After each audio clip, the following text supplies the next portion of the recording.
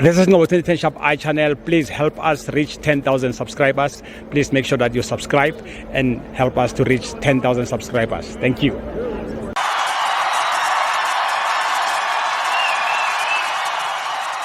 But it's okay. Right, this is Motivator Shop channel. We are here at FNB Stadium.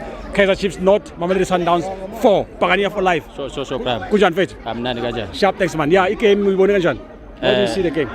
I'm calling it congratulations to Sundowns. Sundowns idlalile Prime. By the way, Kamala Mungokha from Springs. Sundowns idlalile Prime.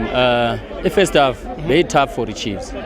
The first half. Very tough, very tough. Unabi Prime.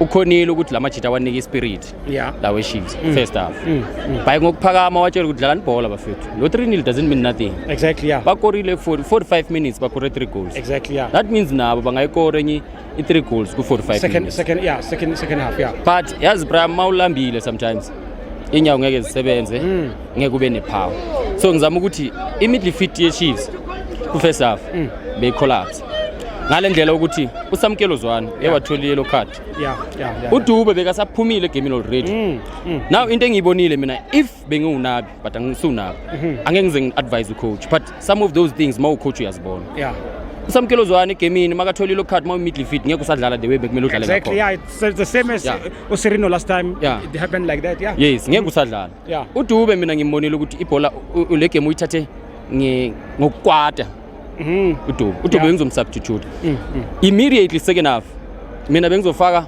uMart ngibuye ngomfundo Vilekazi immediately second half so that ngizokhona ukunika ipower le back four yami le back four yami is nothing ngaphandle kokuthi midfield ibe mnandi ibe strong exactly nami mangilambile angisi next kumele ngisuthe kuqala midfield yami nayo exactly true so lamajita sewathola ama red cards because of i-backline manje say exposed ivelile from yasaba manje ukumakha usamkelo zwane because of yazazi ukuthi anything can happen ne-yellow card angisakhona ukudlala so now as a coach why ungathi masibuya second half umkhiphe ufaka uMart lapho noMart lapho exactly so Brian overall i-Chiefs idlalile Sundowns ithola ama chance awasebenzisa phela lekunzima ukuthi i-Chiefs ithola ama chance because of ama winger we-Chiefs bewavaliwe bamakhiwe big time akwazi